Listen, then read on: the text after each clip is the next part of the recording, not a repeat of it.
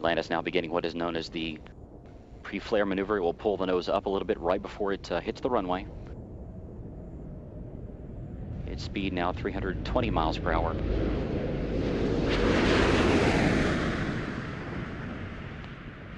The gear is down and locked.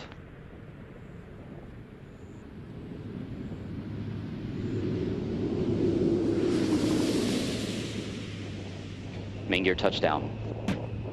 Atlantis' nose being now rotated down toward the runway. The chute being deployed. And nose gear touchdown. Space Shuttle Atlantis now comes home to the Kennedy Space Center for the final time. 25 years, 32 flights, and more than 120 million miles traveled. The legacy of Atlantis now in the history books.